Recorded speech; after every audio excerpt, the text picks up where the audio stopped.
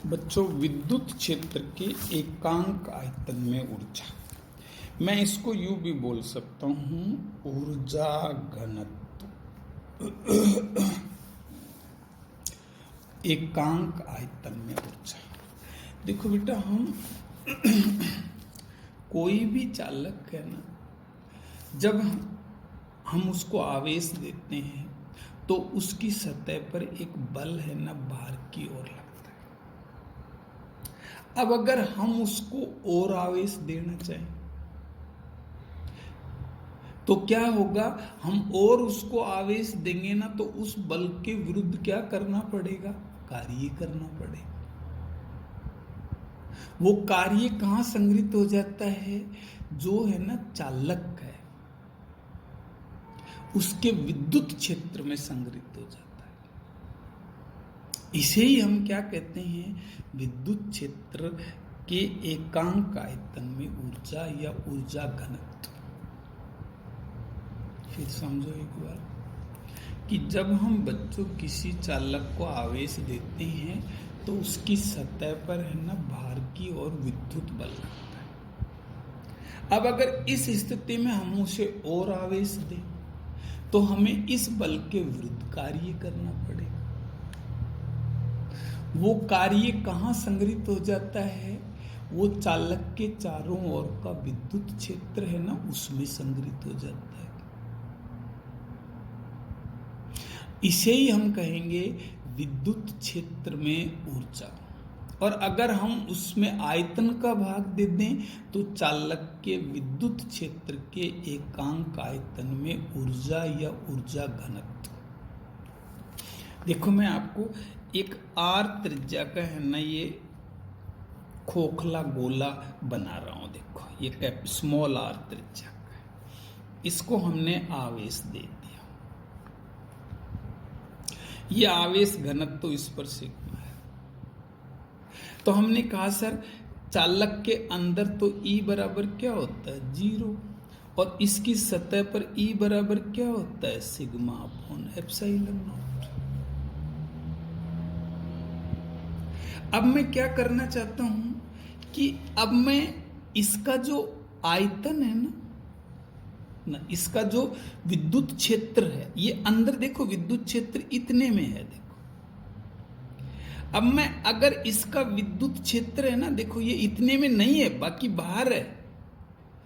तो अगर मैं इसको संपीड़ित करूंगा, जैसे ये मैंने संपीड़ित कर दिया इतना, तो बताओ इसका विद्युत क्षेत्र बढ़ा या घटा? इसका विद्युत क्षेत्र बेटा बढ़ गया। देखो, और E बराबर 0 वाला क्षेत्र क्या हो गया है? घट गया है। तो मैं यूं भी कह सकता हूं कि जब सर हम किसी चालक का विद्युत क्षेत्र बढ़ाएंगे तो हमें कार्य करना पड़ता है। या यूं भी कह सकते हैं कि जब हम किसी चालक को संपीड़ित करेंगे तो उसका विद्युत क्षेत्र बढ़ेगा। इसके लिए हमें जो बल लग रहा है उसके विरुद्ध क्या करना पड़ेगा? कार्य। और वो कार्य कहाँ इकट्ठा हो जाएगा? इस क्षेत्र में। इसी को हम क्या कहते हैं? विद्युत क्षेत्र की ऊर्जा। कितना इसको संपीड़ित कर रहे हो? dr। देखो, तो मैं सबसे पहले तो कहूंगा कि चालक की सतह पर दाब कितना होता है? अभी पढ़ाया, सिग्मा स्क्वायर अपॉन 2 एप्सिलॉन। तो चालक की सतह पर बल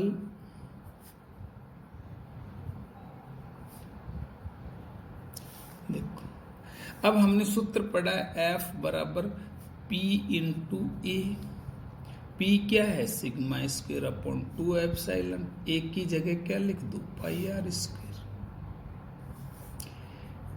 अब हम कितना इसको संपीड़ित कर रहे हैं? डेल्टा आर संपीड़ित करना है। तो हमें क्या करना पड़ेगा? इस बल के विरुद्ध कार्य करना पड़ेगा। कार्य का सूत्र क्या है? W बराबर बल इंटू क्या है? विस्थापन।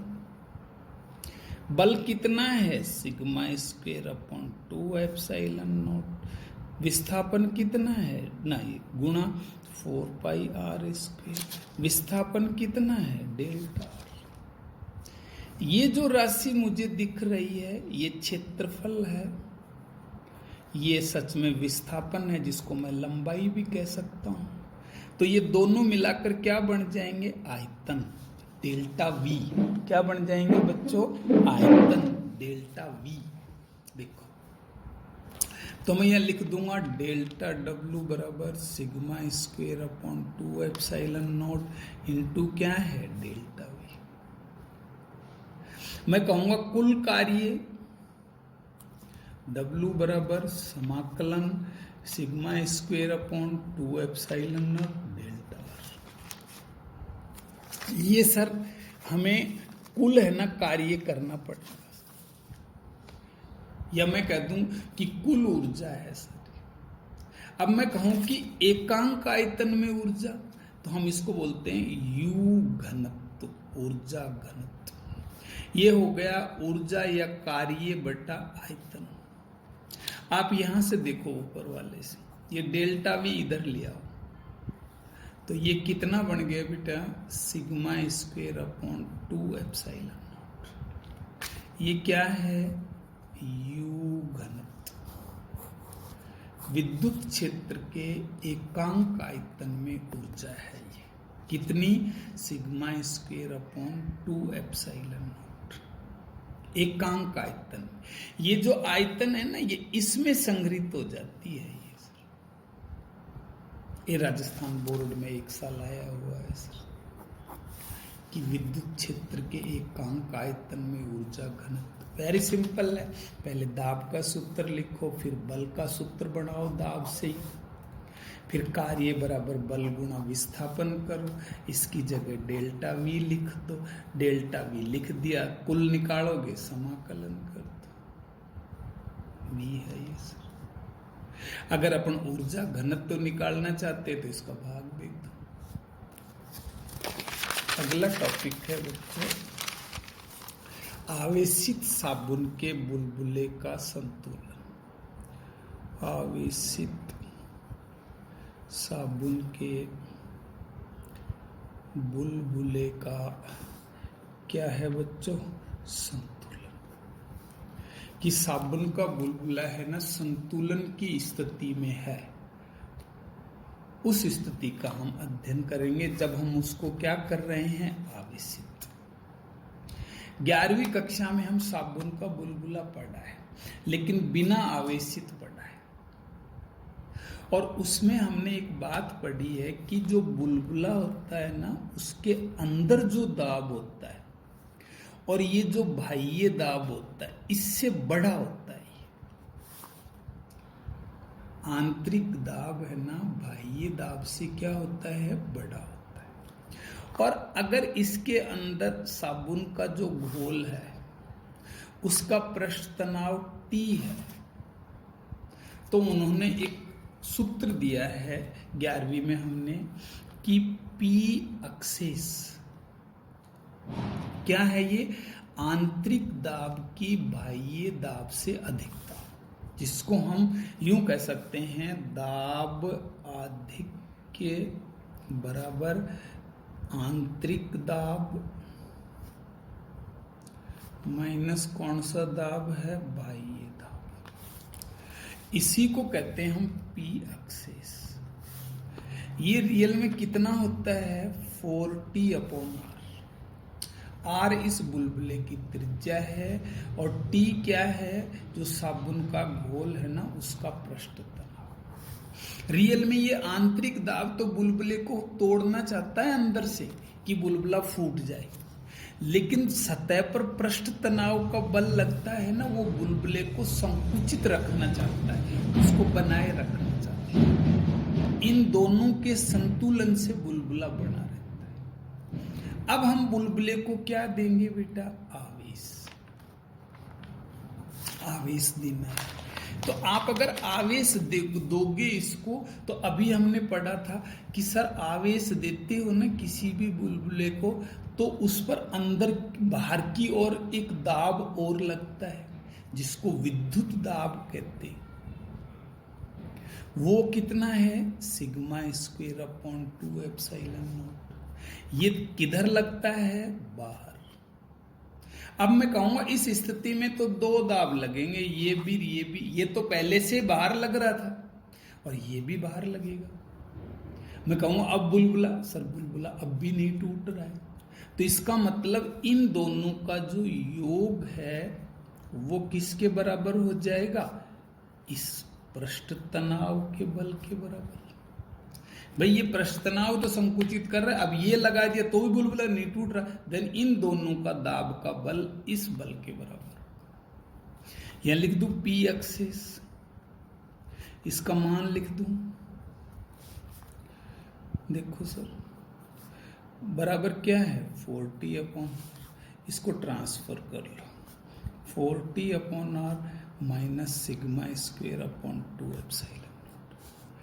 अब अगर हम बुलबुले को आवेश देता जाए तो जैसे जैसे ये सिग्मा का मान बढ़ता जाएगा, आवेश देंगे सिग्मा का मान बढ़ेगा, ये बढ़ेगा बढ़ेगा। अगर ये वैल्यू इस वैल्यू के बराबर हो गई, या मैं ये कह दूं कि आंतरिक दाब और बाह्य दाब बराबर हो गए, तो उस स्थिति में ये मान शून्य हो जाएगा। भाई ये मान क्या है? इन दोनों के अंतर ही तो है। अगर ये दोनों बराबर हो गए सपोज, तो ये क्या हो जाएगा? शून्य हो जाएगा। और इस स्थिति में बुलबुला क्या हो जाएगा? फूट जाएगा, या बुलबुले का अस्तित्व ही समाप्त हो जाएगा। तो मैं लिख दूंगा इस स्थिति में क्या हो जाएगा बेटा? 0। देन 0 बराबर 40 upon R minus sigma square upon 2 epsilon naught. तिरछा गुणा कर लो, 40 अपॉन आर बराबर sigma square upon 2 epsilon naught. यहां से हम आर का मान निकाल सकते हैं। आर बराबर तिरछा गुणा कर लो सिग्मा स्क्वायर। इन संतुलन की स्थिति से हम अगर बुलबुले की त्रिज्या का मान पता नहीं है तो इस सूत्र से निकाल सकते हैं। अगर हमें सतह पर आवेश घनत्व का पता नहीं है तो हम इस सूत्र से निकाल सकते हैं। हमें आर दिया हुआ है, टी दिया हुआ है, तो हम सिग्मा ऐसे निकाल लेंगे। रूट लगा दें इसके, स्क्वायर हटेगा। संतुलन की स्थिति में त्रिज्या निकाल सकते हैं, घनत्व निकाल सकते हैं, हम सतह पर आवेश भी निकाल सकते हैं। क्या निकाल सकते हैं? आवेश। आवेश बराबर क्या है? Sigma into 4 pi are square. क्योंकि पढ़ा है ना हमने, सिग्मा बराबर क्यू अपॉन एस, सिग्मा बराबर क्यू अपॉन एस का सूत्र क्या है? 4 पाई आर स्क्वायर। तिरछा गुणा कर दिया हमने, देखो। देन Q बराबर सिग्मा का मान तो अभी आपको बताया है मैंने, ये रहा।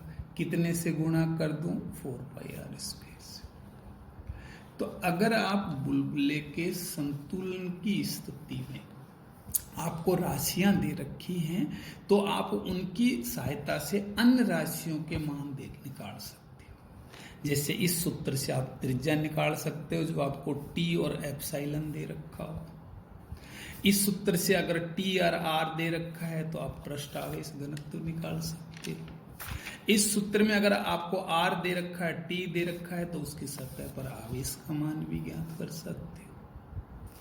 इस प्रकार से हमारे क्या है?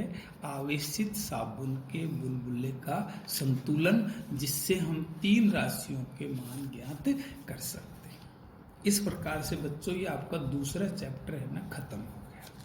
मैं आपको स्ट्रिक्टली फिर बोल रहा हूं कि आप अपना होमवर्क है ना समय पे किया करें और मुझे सेंड किया करें कि मैंने सर ये होमवर्क किया है या नहीं किया है। कुछ स्टूडेंट्स होमवर्क नहीं कर रहे, नहीं इस पे सेंड कर रहे हैं। मुझे अच्छी तरह पता है उन बच्चों के, उनके घर पे मैं कॉल करूंगा, उनके गार्जियन से बात करूंगा क्यों नहीं भेज रहे। आपको बच्चों अपना भविष्य बनाना है, देश की विकट स्थितियां हैं, इसमें आप अपने आप को समझो। पहले देश है ना विकट स्थिति से तभी अपने आप निकल पाएगा जब हम प्रत्येक आदमी अपने अधिकार को समझेंगे। हम इस बीमारी से बचाव और इसका क्या तरीका है, इससे बचने का हमारे और हमारे परिवार का, वो उनका हम ध्यान रखें, साथ अपनी पढ़ाई का भी ध्यान रखें। होमवर्क अपना समय पे है ना जरूर करें।